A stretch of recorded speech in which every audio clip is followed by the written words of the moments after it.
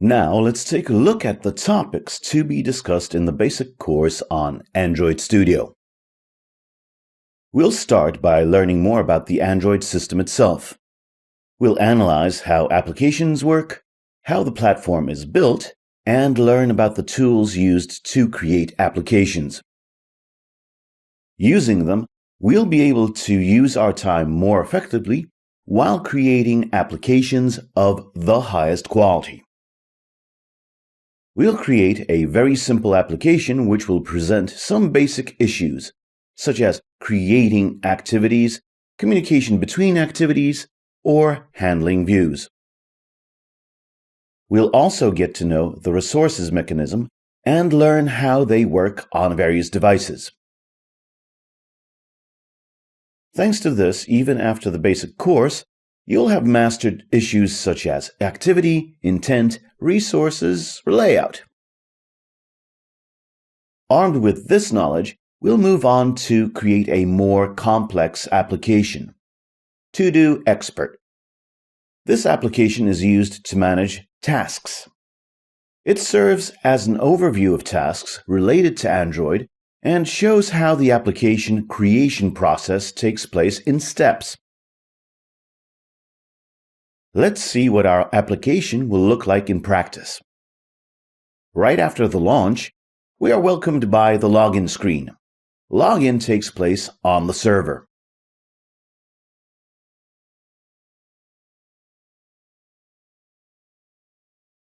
After entering sample login information, there appears the main part of the application, the task list. After clicking the refresh action, we get a list of tasks stored in our server for the specific logged-in user. We can also notice that we've received a notification about 81 new tasks. Notifications are one of the topics concerning our application, which we'll thoroughly discuss.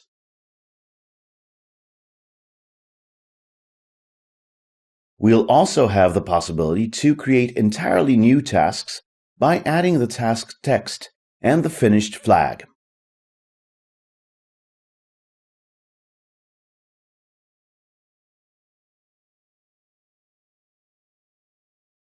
The task we've added is immediately placed on the server and additionally saved to our local database.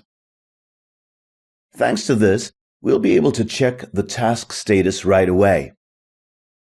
We can also log out and switch the user. If we log in as another user, we get the task list assigned to this user's profile.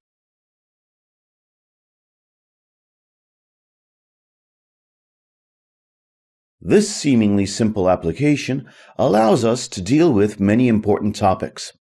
These include, for instance, the more advanced layouts, transitions between activities, returning data from one activity to another.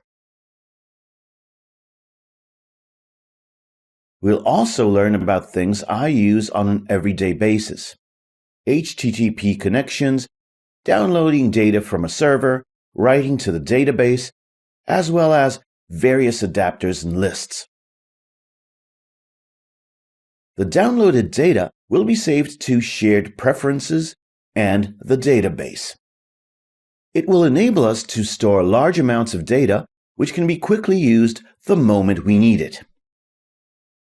To avoid blocking the application, we'll use a sync task and services that make it possible to execute long-term tasks without the need to start an activity at the given time. Finally, we'll learn about the ways of informing the users that new data has appeared. To do this, we'll create notifications and handle the broadcast receiver mechanism, which enables us to inform that new tasks are downloaded.